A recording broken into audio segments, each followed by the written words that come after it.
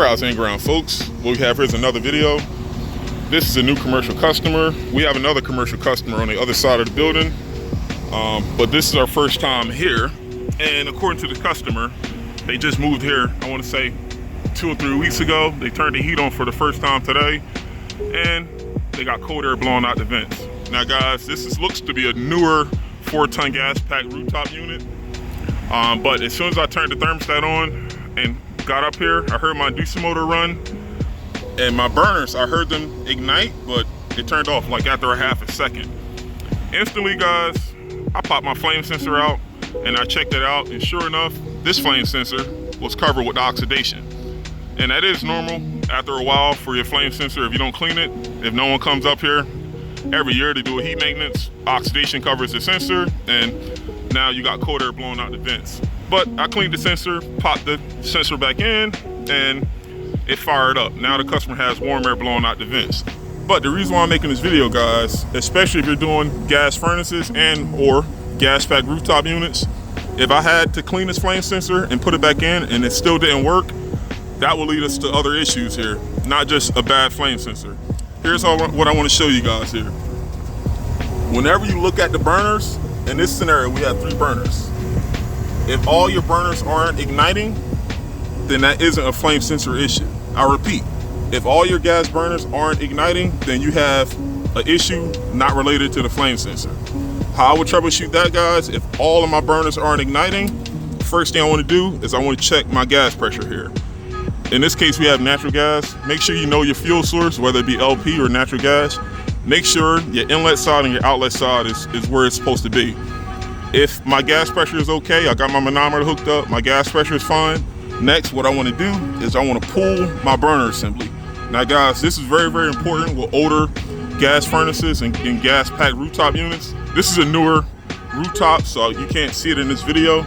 But after a while, guys, your burners could rust over. You know, that's part of doing maintenance, you know, in the fall.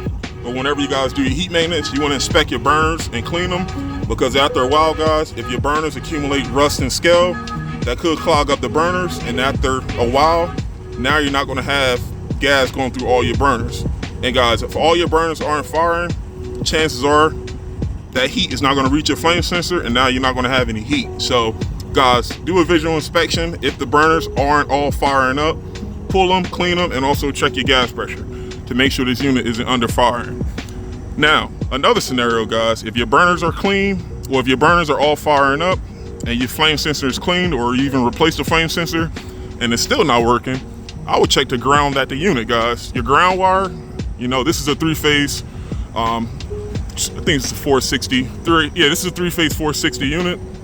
And guys, my ground at my breaker and my ground at my disconnect, make sure your ground wire isn't loose, broken, or corroded, guys.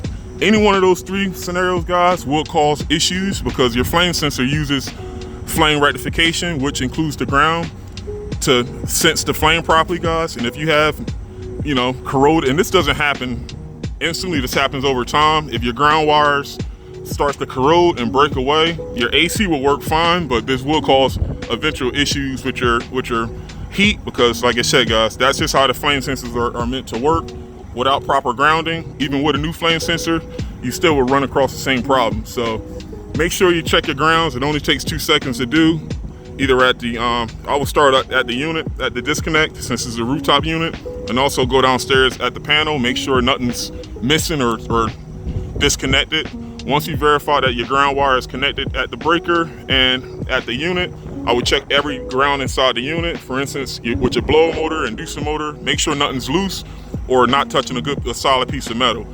After that, guys, that pretty much sums up either you have a dirty flame sensor or a bad flame sensor, clogged burners, gas pressure, or even a bad ground. That pretty much sums up troubleshooting flame sensors, guys. This is fairly simple to do, but depends on what's going on. You don't have to do all this on every single call. Remember, guys, this is a newer unit, and I cleaned it and it stayed on. If this didn't work, then I would just go back to the process of elimination, make sure I see all my burners ignite. Even though it doesn't stay on, I knew when I got here, all of them fired up.